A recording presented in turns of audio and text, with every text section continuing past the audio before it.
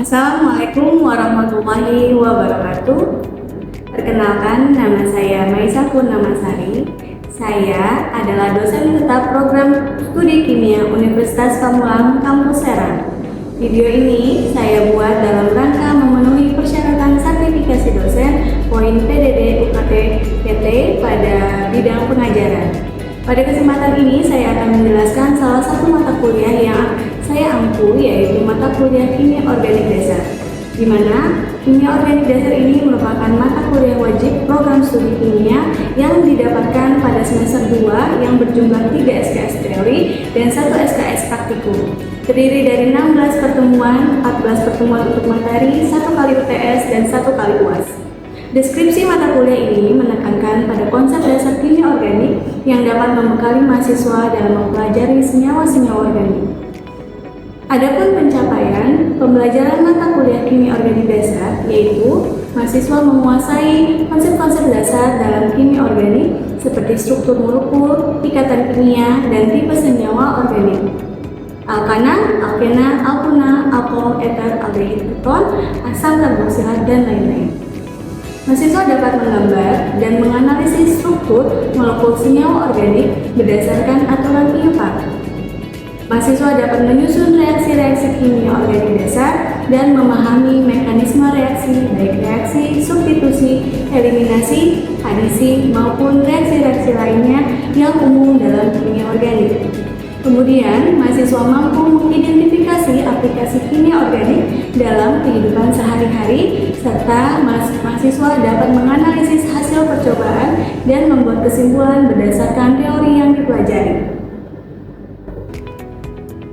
Adapun ruang lingkup dari mata kuliah ini adalah tentang konsep-konsep dasar kimia organik, struktur dan sifat molekul organik, nomenklatur senyawa organik, senyawa hidrokarbon, gugus fungsi utama, dan reaksi organik dasar. Adapun materi pembelajaran pada mata kuliah kimia organik dasar yaitu 1. Kontrak perkuliahan dan pendahuluan kimia organik serta ikatan kimia, isomer dan tata nama senyawa organik dasar, alkana dan sikloalkana, alkena dan alkuna, senyawa aromatik, alkohol, eter dan epoksida, aldehid dan keton, asam karboksilat, ester, amida dan anhidrida asam, amina dan turunannya, reaksi substitusi dan eliminasi, serta pengenalan mekanisme reaksi organik. Kali ini saya akan membahas materi pertemuan 9 tentang asam karboksilat. Materi yang akan dibahas yaitu struktur umum asam karboksilat, nomenklatur asam karboksilat, dan sifat fisik asam karboksilat.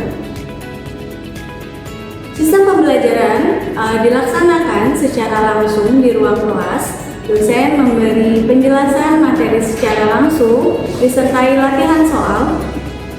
Teknik pembelajaran yang saya gunakan adalah DIA. 1. Delivery, bagaimana cara kita menyampaikan materi kepada mahasiswa. Metode delivery yang saya lakukan adalah metode ceramah.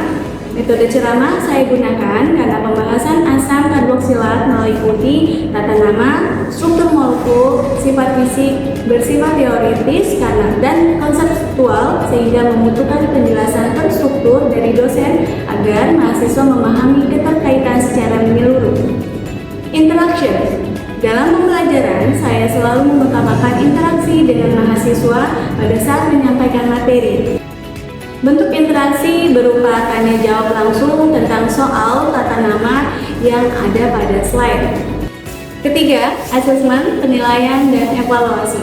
Secara umum, penilaian terdiri dari 40% praktikum dan 60% teori. Untuk teori mencakup penilaian keaktifan, tugas, kuis, UTS, dan UAS. Untuk kuis, saya gunakan aplikasi Quizizz, di mana aplikasi ini sangat bagus digunakan dalam penilaian dikarenakan selain interaktif, mahasiswa bisa melihat nilai dan peringkat langsung setelah dikerjakan. Sedangkan untuk praktikum mencakup keaktifan, laporan, pretest, posttest, dan responsif. Untuk mempermudah penyampaian materi, saya selalu menyiapkan RPS, bahan ajar berupa slide presentasi. Sedangkan dalam praktikum, saya juga menyiapkan penuntut praktikum sebagai pedoman pelaksanaan praktikum. Berikut ini saya tampilkan video pembelajaran salah satu pertemuan pada mata kuliah Kimia Organik Dasar. Selamat menyaksikan. Assalamualaikum warahmatullahi wabarakatuh. Waalaikumsalam warahmatullahi wabarakatuh. Oke, hari ini kita akan membahas tentang asam karboksila.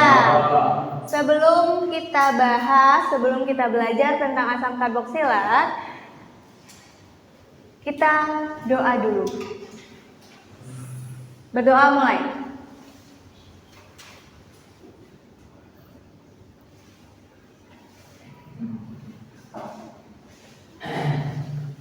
Oke, selesai. Sebelum kita masuk, saya mau absen dulu. Nah, karena kita punya My Umpam, jadinya kalian absen langsung scan di barcode ya. Nanti otomatis kalian masuk di sana. Semuanya hadir? Ada yang tidak hadir? Ada. Siapa yang tidak hadir? Taufik. Siapa yang tidak hadir? Siapa? Sudrajat. Sultan. Oke. Silakan kalian scan ya. Oke, sudah?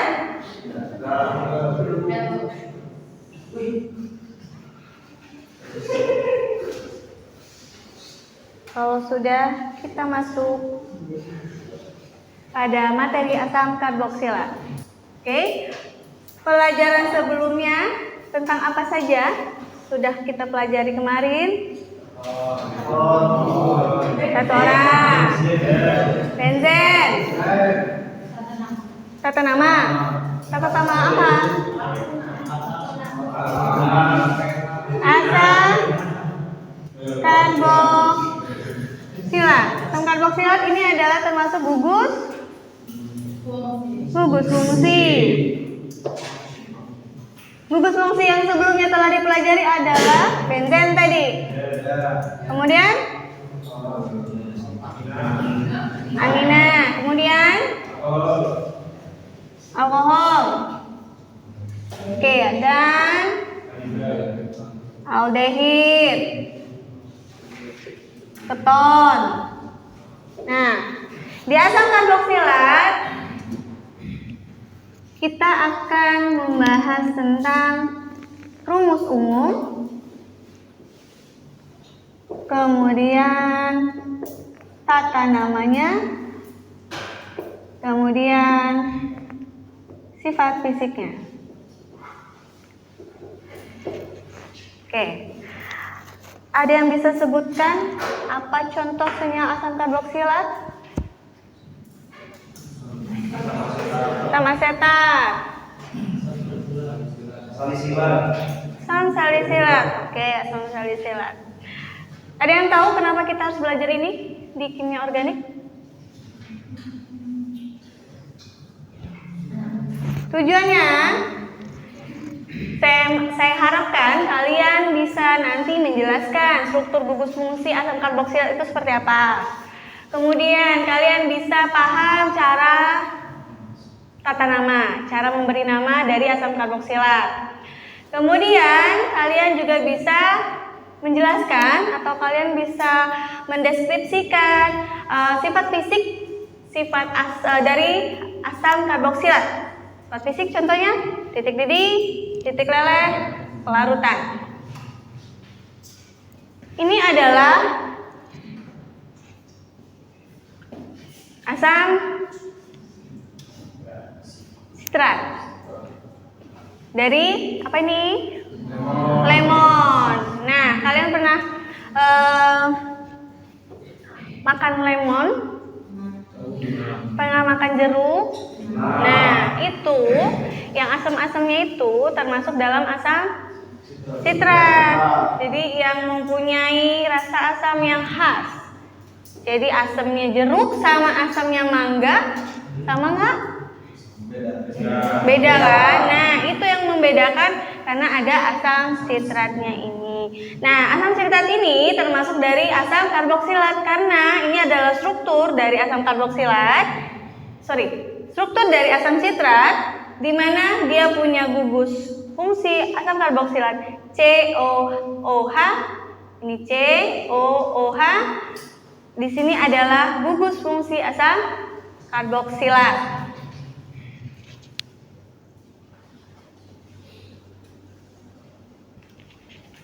Oke.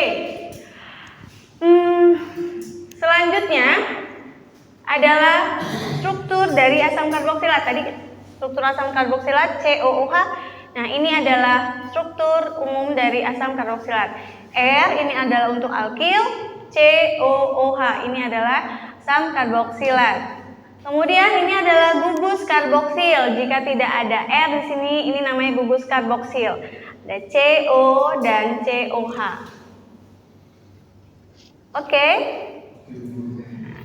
Nah, senyawa yang mempunyai gugus karbonil yang berikatan pada satu gugus karboksil yang disebut gugus karboksil ini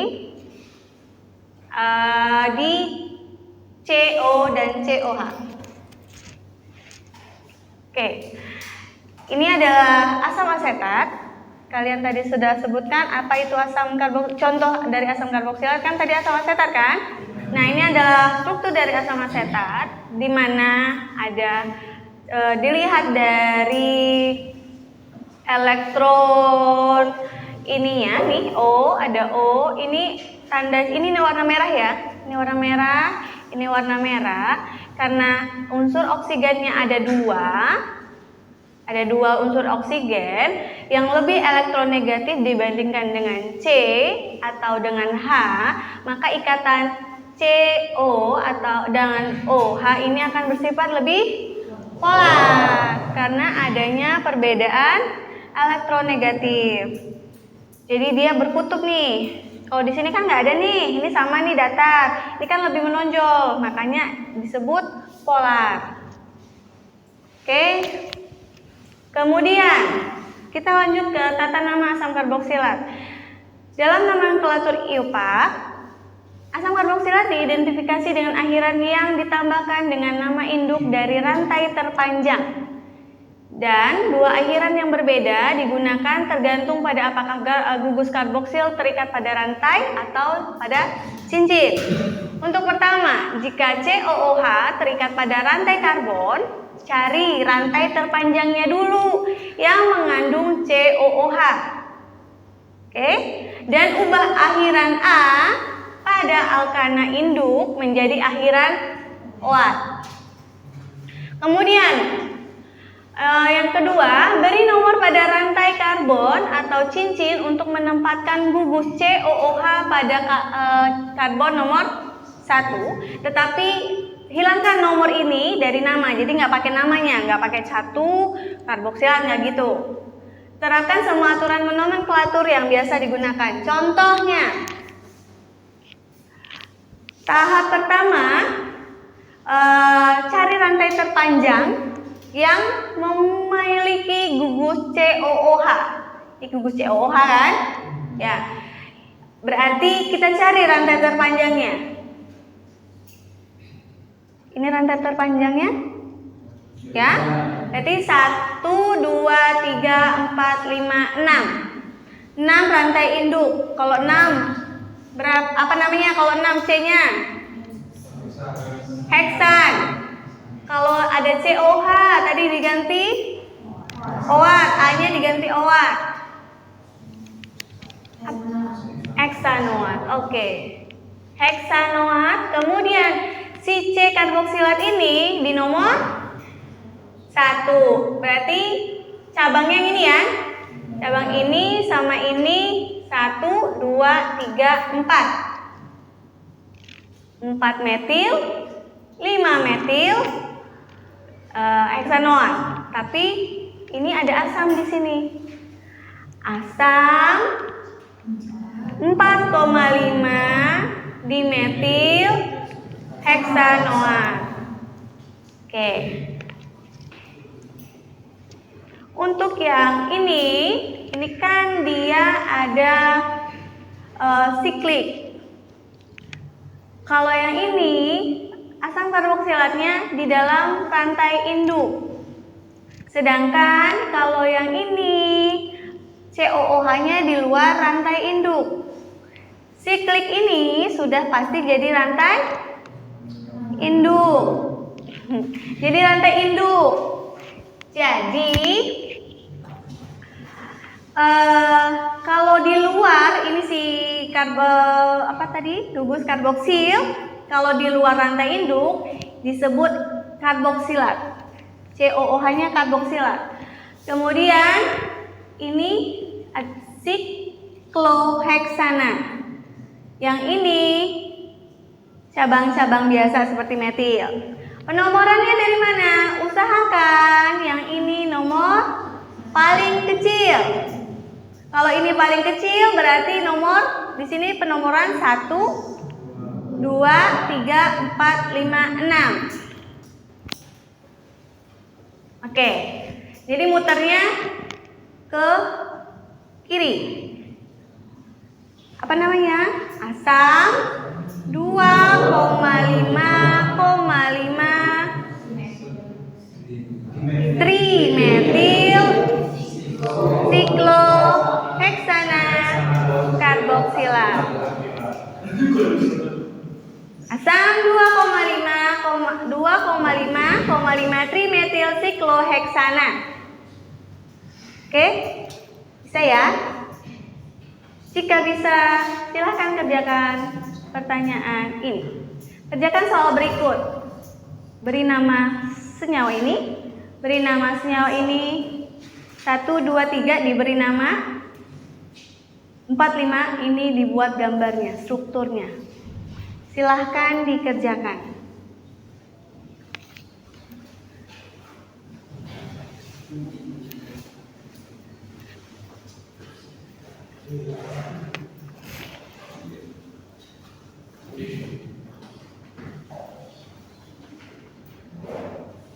Jika sudah tahu jawabannya, silahkan maju ke depan.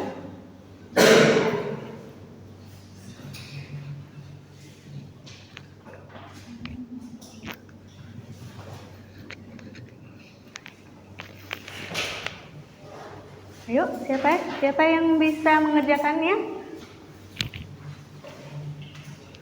Arif? Oke, Bagas, silakan. Janganlah.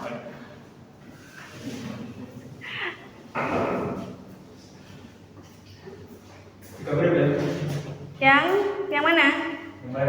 Yang nomor? Nih ya. Oke. Langsung nama aja. Nomor 1. Oke.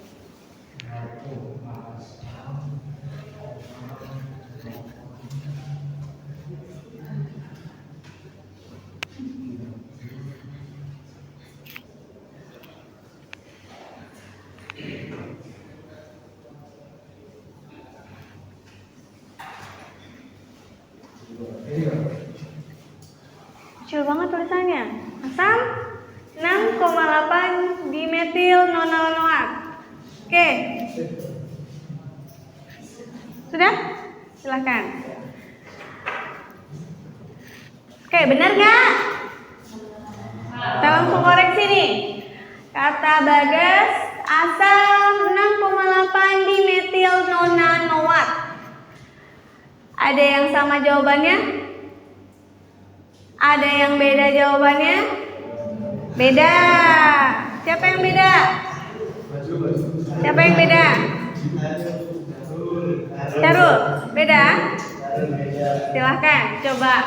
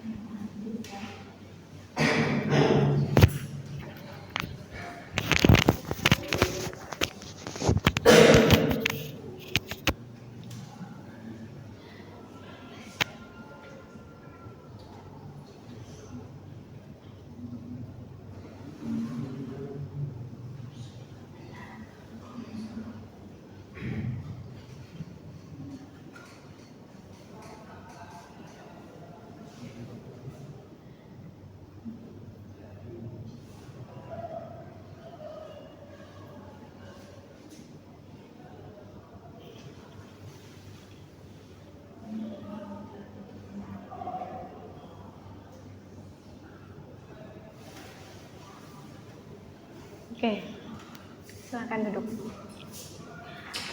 Jawaban Syahrul, asam 4 isopropil 6,8 dimetil nonanoat. Benar? Apa salah? Benar. Kalau jawaban Bagas kurang ini nggak ada, ya kan? Hanya ini yang ada. 1, 2, 3, 1, 2, 3, 4, 5, 6, 7, 8, 9. Oke, nomor rantai induknya 9, nonanoat. Asam nonanoat ini adalah karboksilat. Asam karboksilat berarti harus ada asam. Kemudian isopropil, 4 isopropil 6,8 dimetil nonanoat. Oke, bisa? Silakan yang B dan C. Oke. Yuk, ada kelas spidolnya ada 2 nih. Siapa lagi yang mau maju?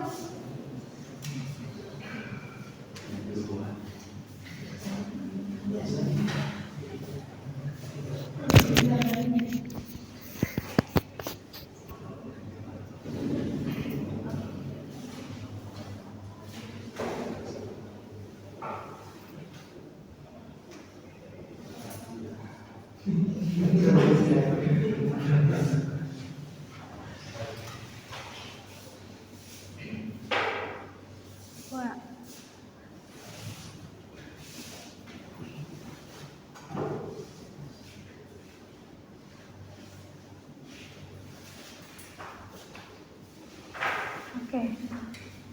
Nomor 2 betul?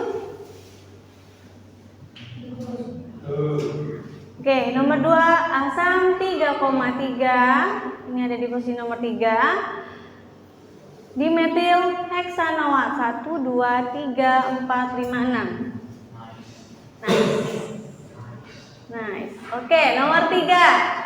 Asam 4 kloropentanoat 1, 2, 3, 4, 5. Ada 5 rantai induk pentanoat. Ini asam karboksilat, berarti ada kata asamnya. Kemudian ada kloro di sini. Di nomor berapa kloronya?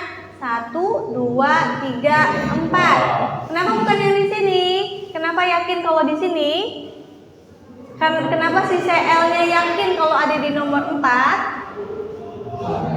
Karena C ini ngikat 2, sedangkan C ini ngikat 1. Pastinya satu tangan C masuk ke Cl. Bisa ya? Oke.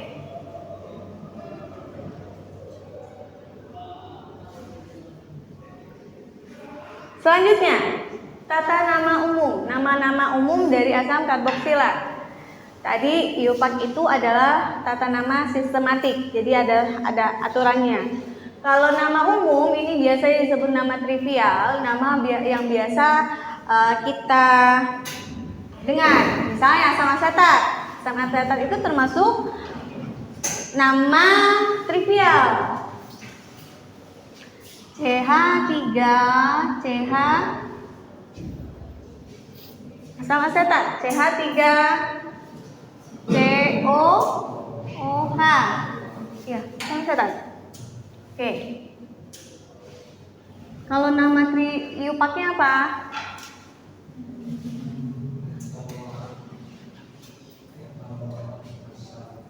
Asam etanoat. C-nya ada berapa? 1, 2. Keluarkan handphonenya. Kemudian scan ini.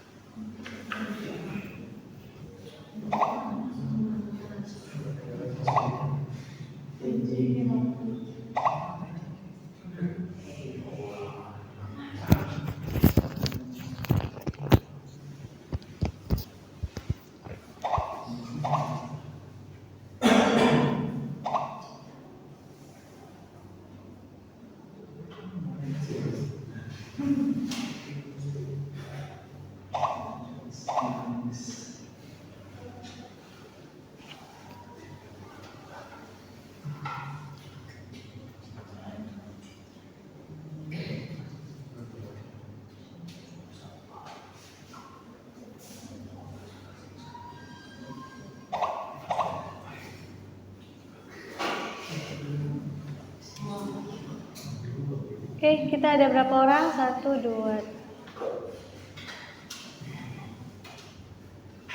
16 orang. Ini yang belum masuk. Benyamin.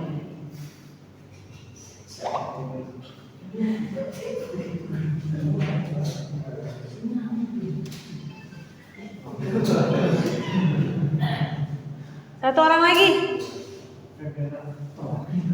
Oke. Kita mulai ya. 1, siap?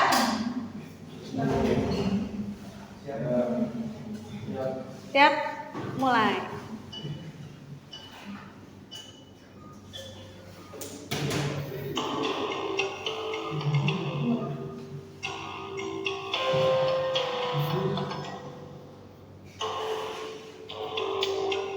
Empat.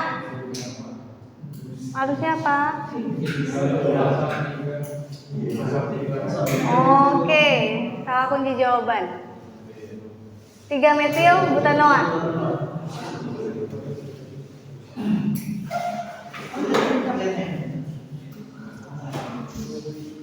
Oke, dari rata-rata nilai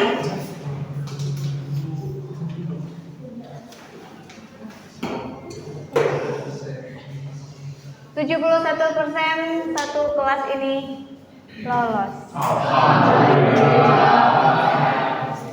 Jadi paham ya, kalau asam karboktilat di depannya ada asam dan airan OA. Dari sifat fisiknya harus lebih sifat fisiknya untuk titik didih dan titik lelehnya lebih tinggi karena ada apa? Karena ada 2 ikatan hidrogen, kemudian karena ada dipol-dipol dan van der Waals. Ada pertanyaan? Kalau tidak, kita cukupkan sampai di sini. Terima kasih. Assalamualaikum warahmatullahi wabarakatuh. Demikian video pembelajaran yang dapat saya tampilkan. Terima kasih. Wassalamualaikum warahmatullahi wabarakatuh.